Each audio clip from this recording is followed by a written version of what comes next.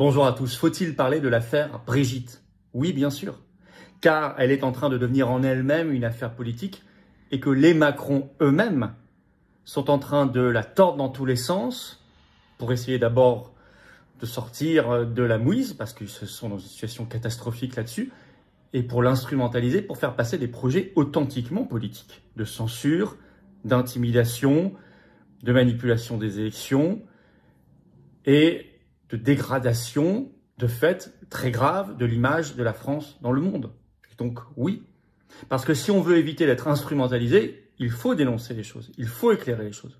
Et l'arrivée tonitruante d'Éric Dupond-Moretti, ancien ministre de la Justice des Macron, dans cette affaire n'est pas anodine du tout, on va en reparler. Comme n'est pas anodine la surexposition de leur avocat là-bas maintenant aux États-Unis. Et des messages, vous allez voir, qu'ils sont en train de faire passer. Nous allons en parler parce que ça a à voir avec beaucoup d'autres sujets. Candace Owens balance sur le passif et le passé de Dupond-Moretti. Dupond-Moretti s'en est pris à faits et documents à Xavier Poussard, Natacha Ray, Amandine Roy, Alain Soral, tous les brigittologues de l'histoire, la fameuse histoire donc de l'affaire Trogneux. Dupond-Moretti, on en a fait une vidéo, je vous incite à la voir, chez RTL, il balance tout. Il dit que l'affaire Brigitte, c'est l'extrême droite, que l'extrême droite, elle est soutenue par les Russes en faveur de Marine Le Pen. Bref, c'est n'importe quoi, c'est conspiration sur conspiration. La réalité, c'est que les gens demandent simplement de la vérité concernant l'affaire Brigitte. Et demander la vérité aujourd'hui, ça vous taxe automatiquement de conspirationniste, voire d'antisémite. Ah mais je déconne pas. Comme Macron, il a comme parrain David de Rothschild, et comme les Rothschild, certains Rothschild sont de la communauté, tout de suite, on peut vite faire le rapprochement avec l'antisémitisme. C'est dire, c'est dire. Donc aujourd'hui, on va écouter ce que a dit Candace Owens à propos du passé de Dupond, parce que Candace Owens, ça reste une femme. Et vous savez, les femmes, elles ont beaucoup d'ego. Quand vous les piquez, les femmes, je vous jure, les femmes, il ne faut pas les avoir en ennemi. Elles vous pourrissent la vie. Vaut mieux les avoir en ami, ou limite vous les ignorez. Candace Owens, elle s'est sentie piquée par Dupond-Moretti. Je peux te garantir qu'elle met une torgnole virtuelle. Elle met une calotte. Calotte de ses morts, mon copain. Une calotte de ses morts, mon copain, à Dupond-Moretti. On va regarder ça. Avant de commencer les amis, je vous incite s'il vous plaît, abonnez-vous. En ce moment, on n'a pas énormément d'abonnés. C'est pas un drame, hein, c'est la vie. Mais voilà, si certains ne sont pas encore abonnés, eh bien je vous incite à le faire. Mettez un énorme pouce bleu évidemment sous cette vidéo et des commentaires, ça m'aide énormément pour le référencement. Merci à tous. Okay, who Eric Dupond-Moretti is himself. Because you need to understand, this is not casual, okay? He is publicly representing that he's working with the US attorneys that are suing me to help. Alors, je vais être un tout petit peu moins en accéléré parce que comme c'est des sous-titres, ça va passer vite. Donc voilà. Hop, this investigation, and he is not an average lawyer, okay? Eric Dupond-Moretti, this signals that Brigitte is bringing in the big guns. He is the former Justice Minister of France, okay? So think of that as like the Attorney General of France, handpicked by Brigitte herself. And when she handpicked him, it caused outrage all throughout France. And if you want to know why, it's because, like I said at the top of the show, Eric has a unique skill set. In other words, the cases that Eric takes on as an attorney, the cases that he tends to intervene in, have a common theme. I'm going to briefly tell you about just a couple of these cases. You can look him up independently. I'm not painting a picture here. This is crazy. The first one is known as the Manouchian affair. Okay, the Manouchian affair refers to a man. His name was Denis Manouchian. He meets a young woman when he's young as well, a teenager. Her name is Lawrence. They decide they're going to get married and begin a life together. They immediately start having some children, okay? Now, Denis Manouchian is a very skilled engineer. He climbs the ladder at an automobile company and he becomes a senior executive. Him and Lawrence have 5 children. And I'm going to make it very easy for you because I'm going to put together a chart so that you can follow the story. They have 3 girls. Virginie, she's the eldest. She's born in 1981. And then they have Betty, and they have a daughter named Samantha. They also have 2 boys. Their names are Tony and Dimitri. You can keep this up, Skylar, as I keep talking, just so they can follow this. Okay, so Lawrence, his wife, apparently, she just loves to spend money, okay? And Denis is happy to allow her to spend money so long as they come to an understanding together. And that understanding is she can spend, he won't ask questions, so long as she looks the other way while he rapes their daughters. Ah ouais. I'm not kidding, okay? Viewer discretion advised, okay? Listener discretion advised. This is the agreement that they come to. And so he begins to do this in earnest to Betty when she's just 8 years old. Virginie witnesses it. They both go to their mother, and their mom just ignores it because this is the agreement. Betty okay, that is the younger sister, becomes pregnant from her father 3 times between the ages of 13 and 18 years old. And each time they take her to a different hospital because, you know, she's got to get an abortion, but they also want to avoid any suspicion. They want the hospital to think that she's just like, you know, a girl that sleeps around a lot, teenager that sleeps around. So they go to 3 different hospitals. Needless to say, it's not just physical abuse. The father is also psychologically abusive. He decides to treat Betty, the one who's been pregnant 3 times, as like the hoe of the family. He has a favorite. Virginie is his favorite. He refers to her as the Duchess. But Betty, he can't stand her. He calls her fat. He calls her ugly. He threatens her and also her mother repeatedly. Like there was this incident where he found a cigarette butt, just to give you an idea of like who he is. He finds a cigarette butt on the ground where they live, and he's like, which one of you is smoking? So he like, takes them to the woods and just holds like a rifle to their faces. Right. Betty and the mother, that is, not the Duchess, Virginie. Also, if you're wondering like where are the sons in this story, he actually makes them live in a shed on the property, totally separate. They're not allowed to be in the main house. And he does that for 2 reasons. One is because he wants to keep the sons in the dark regarding the repeated rapes of the daughters, but also because he's very jealous. He doesn't want any male competition in the house where he's living with his wife and his daughters. So he just keeps the sons away, annexed down at the shed.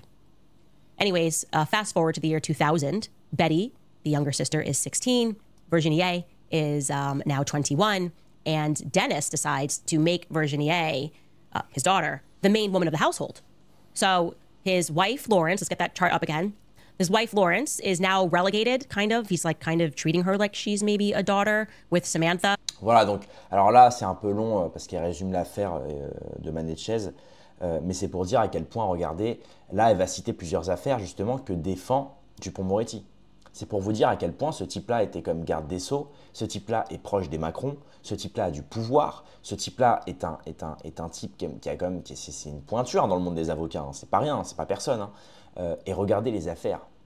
Et évidemment, la fameuse affaire d'Outreau, je pense qu'elle en parlera après. On va essayer d'avancer pour trouver justement ça. Mais déjà, regardez à quel point, quel genre d'histoire, quel genre de personne il défend Dupond-Moretti. That her mother, by the way, Laura, really terrible, disgusting stuff, okay? Suffice it to say that Dennis and Lawrence are of course arrested, the mother and the father, and they are imprisoned until 2004 when their lawyers are able to secure their release until after the trial and the sentencing. And guess who gets brought into his legal team? Okay, Eric Dupond-Moretti, guy who thinks I'm like colluding with Russia and taking instructions while I'm on a pilgrimage. Now, Dennis is his client. The father is his client. Dennis is a bit of a psycho, you might imagine. Despite being released and given instructions that he has to stay away from his daughter, he violates that because he just wants to be around Virginie. He's a little obsessed with Virginie. 5 years in prison, 3 of which, Okay.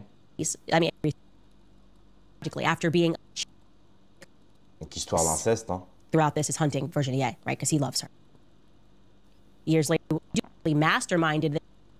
He also gives a Legion of Honor award to, and we have a picture here, Hubert Delarue. Voilà. There's the Minister of France buckling it onto him, putting it onto him, the lawyer who worked alongside Moretti to come up with the happy incest. He gets one too. Everybody gets a Legion of Honor.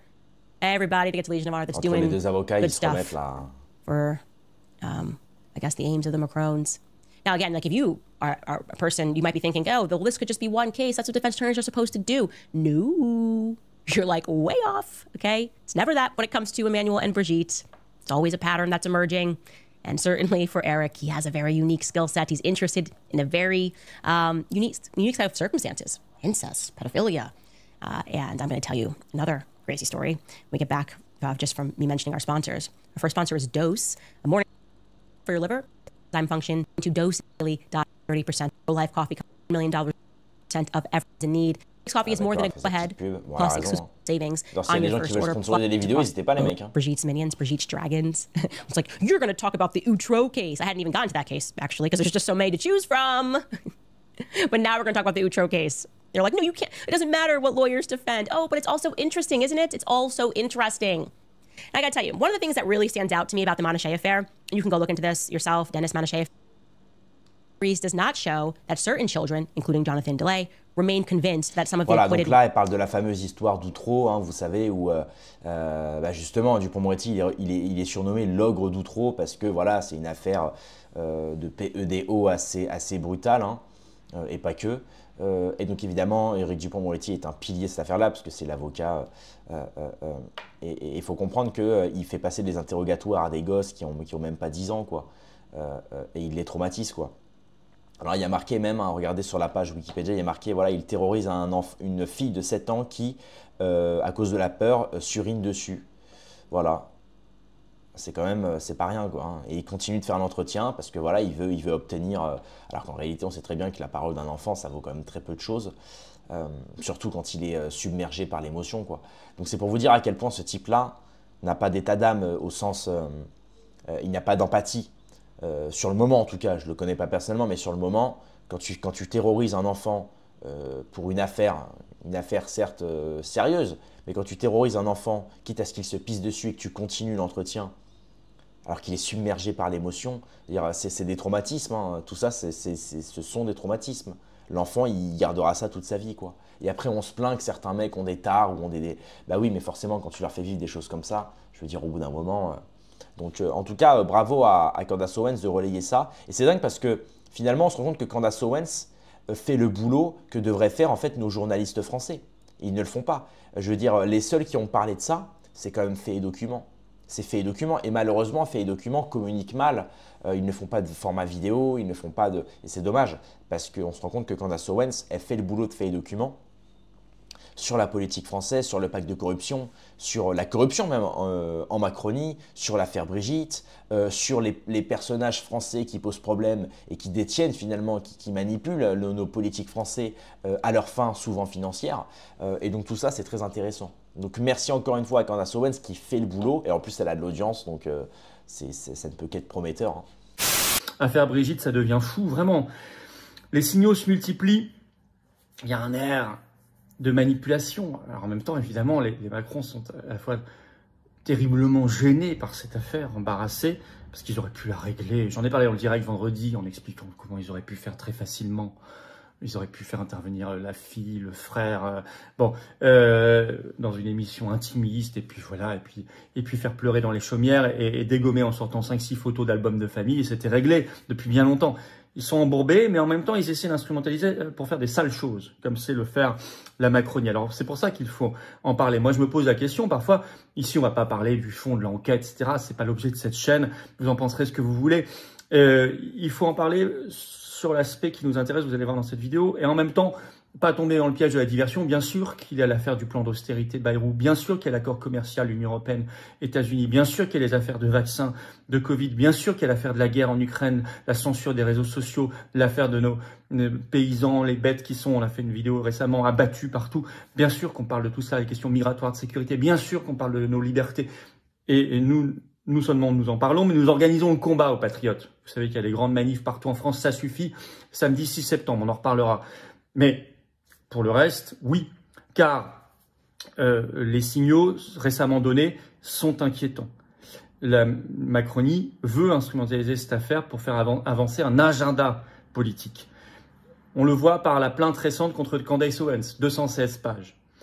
Donc l'influenceuse, la journaliste indépendante américaine. Par la médiatisation maintenant outrancière, on va y revenir, voulue par les Macron. Et puis, évidemment, une interview fondamentale, complètement délirante, sur RTL, d'Éric Dupond-Moretti, le célèbre avocat qui a été garde des Sceaux de la Macronie, et qui dit tout. On va y revenir en détail.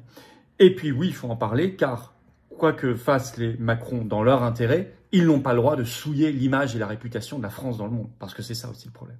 C'est qu'à travers cela, c'est la France qui est moquée, qui est souillée. Ça, c'est inadmissible.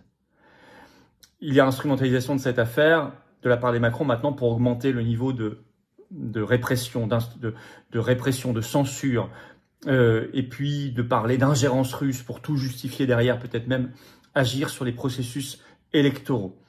Sur le fond, soit l'affaire est vraie, et les Macron sont très embêtés, ils essaient de trouver une astuce, soit c'est faux et ils sont nuls parce qu'ils n'arrivent pas à s'en sortir depuis maintenant 4 ans, soit c'est faux, ils font exprès pour instrumentaliser. Dans tous les cas, ils n'ont pas le droit d'atteindre ainsi à l'honneur et à l'image de la France. Alors l'interview, c'est vrai, j'en parlais de toute récente d'Éric Dupond-Moretti sur RTL, dit tout. C'est un signal qu'il faut entendre. C'était le 26 juillet. À sa demande, c'est bien précisé, c'est lui qui a demandé. Il a appelé RTL, il a dit « je voudrais venir » parce qu'apparemment, il va être conseil aussi de Brigitte Macron pour l'aider dans son procès aux États-Unis. Enfin, on est dans un truc tout à fait en mélange des genres. Et il a tout de suite dit c'est une affaire d'État. C'est ça d'ailleurs qui a été repris partout dans la presse. Dupond-Moretti dit que cette affaire est une affaire d'État. Rien que ça. Et on y retrouve tous les germes de leur stratégie d'instrumentalisation. D'abord, ils vont l'utiliser pour faire de la diabolisation politique. Avec 2027 en vue, je vous cite un tout petit extrait de ce qu'a dit Dupond-Moretti. Il s'avère que cette rumeur a été organisée, diffusée, propagée par des membres de l'extrême droite dédiabolisés, avance Dupond-Moretti sur RTL. Donc ça, c'est le premier axe. Diabolisation politique. Il ajoute d'ailleurs dans la même interview sur RTL, ce n'est pas qu'une histoire, c'est une histoire politique. D'ailleurs, disant, Candace Owens en France, quand elle s'est convertie au catholicisme, ensuite a fait un pèlerinage dans lequel il y avait aussi Marion Maréchal. Donc il est parti d'ailleurs dans un raisonnement typiquement, pour le coup, complotiste, conspirationniste, en tirant des fils comme ça, en mettant en lien des événements. Mais en tout cas, on connaît son objectif. 2, la répression. C'est la répression contre les opposants. Et notamment, la manière dont il parle de Xavier Poussard. Je cite Dupond-Moretti. Il est aujourd'hui planqué en Italie. Et puis, il demande à la justice de sévir. Je cite RTL qui fait le résumé de cette interview. Éric Dupond-Moretti espère que Xavier Poussard quitte l'Italie pour répondre de ces accusations, qu'il vienne d'abord à votre micro, puis devant la justice pour expliquer ce qu'il a fait, pourquoi il l'a fait, à qui ça profite, lance l'ancien ministre de la Justice. Le but, c'est de justifier derrière toute répression, en tirant ce fil, et une censure supplémentaire des réseaux sociaux. Donc il y a un agenda politique. Et il y a un autre agenda politique qui apparaît encore, un troisième, c'est l'affaire des Russes. Ça y est, les Russes apparaissent dans la bouche de Dupond-Moretti, je cite sur RTL, et puis ensuite la question qui se pose, c'est à qui cela profite, écrit RTL. De la même façon d'ailleurs, les Russes ont amplifié ces rumeurs, dit Dupond-Moretti. Le complot russe, les Russes sont là. L'intérêt de mettre les Russes là-dedans, c'est évidemment de nous dire donc qu'il y a une nouvelle ingérence russe, et donc de nous la faire peut-être demain au cours d'un processus électoral à la roumaine.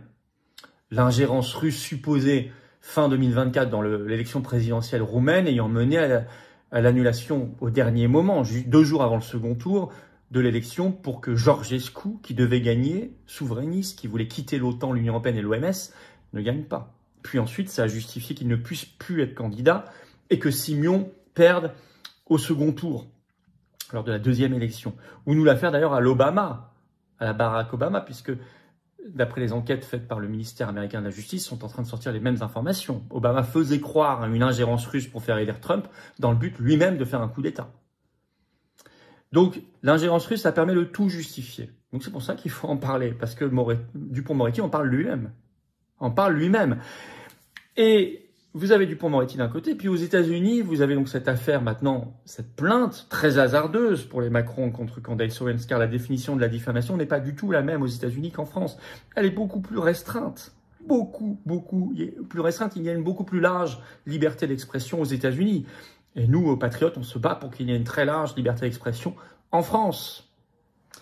Mais là-bas, un des avocats qui sert de relais au Macron contre Candace Owens, on le voit partout. C'est lui qui a voulu se médiatiser. C'est donc un choix qui sert un agenda politique. Ça, d'abord, ça leur permet de donner le sentiment de répondre sur le fond, alors qu'en fait, ils répondent pas vraiment sur le fond. Et 2, ça peut évacuer en plus le sujet de leur rencontre, l'âge que l'un avait par rapport à l'autre. Tout ça, c'est un vrai sujet aussi.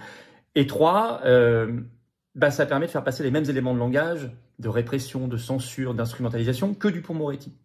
Ainsi, Tom Claire, c'est le nom de cet avocat, qui est l'avocat des deux, d'Emmanuel et Brigitte Macron, était par exemple en grande interview sur CNN, rien que ça, le 24 juillet. Et on apprend dedans qu'au passage, à l'américaine, il va demander beaucoup d'argent à Candace Owens pour essayer de la ruiner, pour ensuite justifier qu'on puisse ruiner tout ce qui reste de journalistes d'investigation, parce qu'il n'y en a plus à la télévision. Il faut aller sur Internet maintenant, et sur YouTube notamment. Et si vous les ruinez, il n'y a plus d'enquête, il n'y a plus de petits secrets qui sortent. Par exemple, qui a enquêté sur le patrimoine des Macron? Moi, j'ai fait une vidéo il y a quelques semaines sur le sujet. le patrimoine de Macron? Ben, ça vient de chaînes sur YouTube en France. Blast, Off Investigation. Qui l'a fait? Est-ce que vous l'avez vu sur BFM, France 2, TF1? Ben non. Bon. Donc si vous les ruinez, il y a une autre stratégie. Alors, on est vraiment ici dans l'instrumentalisation. À la fois, ça ne veut pas dire que ça gêne pas les Macron, à la fois ça les gêne, mais en même temps, ils essaient quand même de récupérer le truc pour en faire une sale instrumentalisation. Donc ça veut dire que il faut en parler pour déjouer ce piège. Sinon, on va laisser l'agenda macroniste se déployer. Un agenda d'intimidation, de censure et un agenda problématique. L'autre piège, ce serait de tomber dans cet autre piège de la diversion et de ne parler que de ça. Non. Vous voyez bien qu'ici, au Patriote, ce n'est pas du tout notre cas. Nous ne tombons pas dans ce piège. Et d'ailleurs, quand nous en parlons intelligemment, et je pense que ce que je dis là fait du tort et fait du mal au Macron. Et tant mieux, à leur agenda. Et puis, il y a une énième question, très très importante, que j'ai abordée dans notre direct vendredi dernier. Qui paye ces procédures judiciaires et ces agences de communication pour les Macron aux États-Unis? Qui paye? Parce que quand on parle notamment d'avocats aux États-Unis ou d'agences de communication, ça coûte terriblement cher. Très, très cher. Qui paye? Macron, Brigitte, ou nous, à travers le budget de l'Élysée? Pourquoi on n'a pas de réponse là-dessus? Pourquoi il n'y a pas de journalistes français qui posent la question? C'est quand même une question tout à fait légitime. Moi, je la pose. Et nous la posons aux patriotes. Car dans tous les cas, ce que font les Macron sert un sale agenda, nous ruine potentiellement, et dans tous les cas, quel que soit le fond de l'affaire, atteint très gravement l'image de la France et attente à sa réputation. Et ça, c'est inadmissible. Ça, c'est un scandale.